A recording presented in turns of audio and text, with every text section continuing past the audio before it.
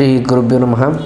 ವೀಕ್ಷಕರೇ, ಇವತ್ತಿನ ಈ ಒಂದು ವಿಡಿಯೋದಲ್ಲಿ ನಾನು ನಿಮಗೆ ಸಿಂಹರಾಶಿಯ ಮಾರ್ಚ್ ತಿಂಗಳ ಸಂಪೂರ್ಣ ಮಾಸ ಭವಿಷ್ಯವನ್ನು ತಿಳಿಸ್ಕೊಡ್ತಿದ್ದೇನೆ. ಅದಕ್ಕಿಂತ ಮುಂಚೆ ಯಾರೆಲ್ಲ ನಮ್ಮ ಒಂದು ಚಾನಲ್ನ ಲೈಕ್ ಮಾಡಿಲ್ಲ ಮತ್ತು ಸಬ್ಸ್ಕ್ರೈಬ್ ಮಾಡ್ಕೊಂಡಿಲ್ಲ, ಈ ಕೂಡಲೇ ಲೈಕ್ ಮತ್ತು ಸಬ್ಸ್ಕ್ರೈಬ್ ಮಾಡ್ಕೊಳ್ಳಿ. ನಮ್ಮ ಈ ಒಂದು ವಿಡಿಯೋನ ಸಂಪೂರ್ಣವಾಗಿ ನೋಡಿ. ಮೊದಲನೇದಾಗಿ ಸಿಂಹರಾಶಿಯವರ ವೃತ್ತಿ ಮತ್ತು ವ್ಯವಹಾರದ ಬಗ್ಗೆ ನೋಡೋದಾದರೆ, ಉದ್ಯೋಗಿಗಳಿಗೆ ನಿಮ್ಮ ಕೆಲಸ ಸ್ಥಳದಲ್ಲಿ ನಿಮ್ಮ ಅಧಿಕಾರ ಮತ್ತು ಪ್ರಭಾವ ಹೆಚ್ಚಾಗಲಿಕ್ಕಿದೆ.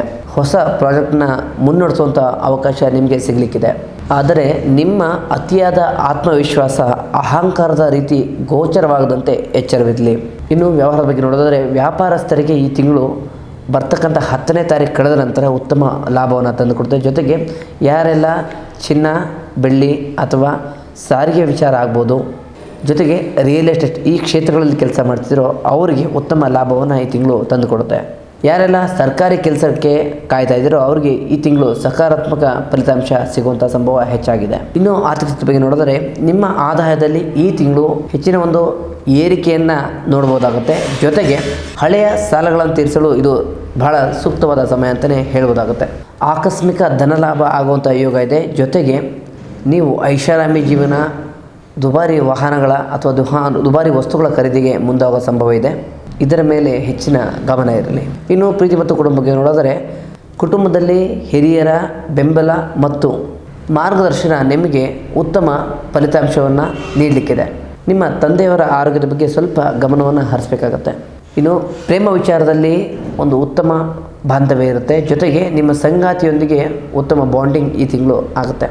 ಸಂಗಾತಿಯೊಂದಿಗೆ ಗುಣಮಟ್ಟದ ಸಮಯವನ್ನು ಕಳೀತೀರ. ಜೊತೆಗೆ ಯಾರೆಲ್ಲ ಮನೆಯಲ್ಲಿ ಮದುವೆ ವಿಚಾರವಾಗಿ ಮಾತಾಡಲಿಕ್ಕೆ ಯಾವ ತಿಂಗಳು ಸೂಕ್ತ ಅಂತ ನೋಡ್ತಾ ಇದ್ದರೆ, ಈ ತಿಂಗಳಲ್ಲಿ ಮನೆಯಲ್ಲಿ ಮದುವೆ ವಿಚಾರವಾಗಿ ಮಾತುಕತೆಯಾಗಿ ಬರ್ತಕ್ಕಂಥ 2-3 ತಿಂಗಳಲ್ಲಿ ಮದುವೆ ಆಗುವಂಥ ಸಂಭವ ಹೆಚ್ಚಾಗಿದೆ.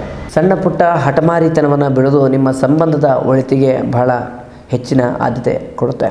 ಇನ್ನು ಆರೋಗ್ಯದ ಬಗ್ಗೆ ನೋಡೋದಾದರೆ, ಆರೋಗ್ಯ ದೃಷ್ಟಿಯಿಂದ ಈ ತಿಂಗಳು ನಿಮಗೆ ಮಿಶ್ರ ಫಲ ಅಂತ ಹೇಳ್ಬೋದು.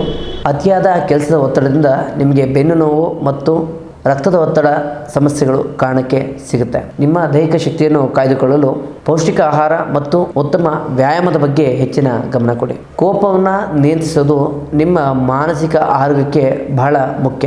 ಈ ರಾಶಿಯವರ ಅದೃಷ್ಟ ಸಂಖ್ಯೆ ಏನಪ್ಪ ಅಂತಂದರೆ 1 ಮತ್ತು 9. ಈ ರಾಶಿಯವರಿಗೆ ಒಂದು ಲಕ್ಕಿಯನ್ನು ತಂದುಕೊಡೋ ನಂಬರ್ ಆಗಿರುತ್ತೆ. ಜೊತೆಗೆ ಈ ರಾಶಿಯವರ ಅದೃಷ್ಟ ಬಣ್ಣ ಯಾವುದಪ್ಪ ಅಂತಂದರೆ ಕೆಂಪು ಮತ್ತು ಗೋಲ್ಡನ್ ಬಣ್ಣ. ಈ 2 ಬಣ್ಣಗಳಿಂದ ಈ ರಾಶಿಯವರ ಜೀವನ ಮತ್ತು ಅದೃಷ್ಟ ಬದಲಾಗುವಂಥ ಸಂಭವ ಇದೆ.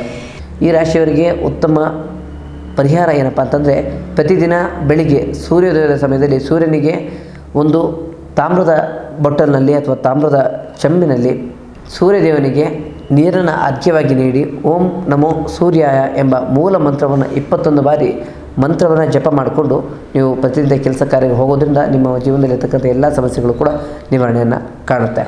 ಇನ್ನು ಪ್ರತಿ ಭಾನುವಾರ ಕೆಂಪು ಬಟ್ಟೆ ಅಥವಾ ಗೋಧಿಯನ್ನು ಬಡವರಿಗೆ ದಾನ ಮಾಡೋದ್ರಿಂದ ನಿಮ್ಮ ಭಾಗ್ಯದ ಬಾಗಿಲು ತೆರೆಯುತ್ತೆ. ಒಟ್ಟಾರೆಯಾಗಿ ಇದಾಗಿತ್ತು ಸಿಂಹರಾಶಿಯವರ ಮಾರ್ಚ್ ತಿಂಗಳ ಸಂಪೂರ್ಣ ಮಾಸ ಭವಿಷ್ಯ. ಹಾಗೆ ನಿಮ್ಮ ಜೀವನದಲ್ಲಿ ನೀವು ಯಾವುದೇ ಸಮಸ್ಯೆಗಳಿಂದ ಬಳಲ್ತಾ ಇದ್ದರೆ ನಮ್ಮ ನೇರ ಭೇಟಿಗಾಗಿ ಕೆಳಗೆ ಕಾಣ್ತಕ್ಕಂಥ ನಂಬರ್ಗೆ ಕರೆ ಮಾಡಿ ನಮ್ಮನ್ನು ನೇರವಾಗಿ ಭೇಟಿಯಾಗಿ ನಿಮ್ಮ ಸಮಸ್ಯೆಯನ್ನು ಪರಿಹರಿಸ್ಕೊಳ್ಳಿ. ಹೆಚ್ಚಿನ ಮಾಹಿತಿಯಾಗಿ ನಮ್ಮ ವಿಡಿಯೋನ ನೋಡ್ತಾ ಇರಿ. ಮುಂದಿನ ವಿಡಿಯೋದಲ್ಲಿ ಸಿಗೋಣ. ಧನ್ಯವಾದಗಳು.